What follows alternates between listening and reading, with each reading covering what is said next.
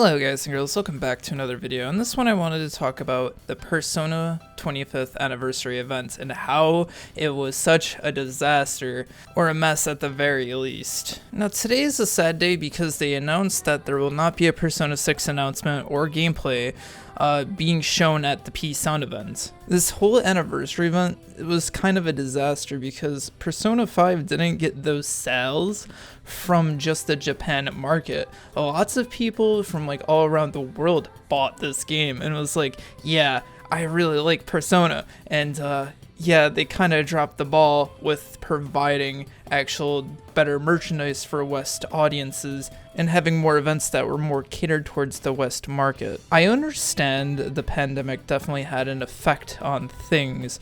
What I assume probably happened is Persona 6 was supposed to be further in development than it is currently, because obviously they're developing the game. I mean, if they're not, damn.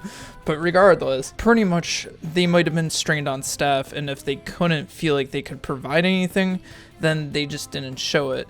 Now, I will admit I was pretty hyped to see Kingdom Hearts 4 at the Kingdom Hearts 20th anniversary event. However, you can definitely tell the game is not, in a finished state, and everything kind of looks a bit janky. Not saying, oh, the trailer was garbage, but I'm saying, it's early game footage. And there wasn't like a lot of gameplay, like free roam gameplay, where, the player was doing amazing combos or doing this, that, and the other thing. No, it was literally a Darksider, Devil Darksider, I guess we'll call it, and, him doing scripted events. So in a way, I'm happy that Atlus didn't show anything upon Persona 6, because that could have led to it looking messy and really bad. They could have just had the announcement just saying, yo, Persona 6 in development, but no, we're not getting shit here. The one thing I will say I'm hyped for is the remasters. However, Persona 3 Portable did not need to be remastered. They could have done a best of both worlds and just remastered Fez with Persona 3 elements. Atlus has the staff to do that, I think, because the Q team isn't doing anything, right? So I mean, we're in the dancing team, so I'm just like sitting here like, why? Why did we just get Portable? My second thing that I want to mention here is Persona, or Ultimax. Although I'm hyped that we got that on PC finally and on current gen platforms, the fact that there wasn't going to be rollback netcode at launch, and the fact that we had to wait for so long for it not being like a launch feature, is kind of ridiculous. And it's kind of crazy the community had to come up and be like, look, this game's gonna flop. If like you want this game to have more life in it, you better put it in, which they did in the summer, which took them so long to do. Which if it was on launch, I feel like this game would have had a lot more players playing it. But at least they added it, and I'm happy that they did. And Persona 5 Royal coming to Steam is a really huge win. I'm really hyped to actually play Persona 5 on Steam. In fact, I'm also getting a Steam Deck, so I can't wait to test the performance on that.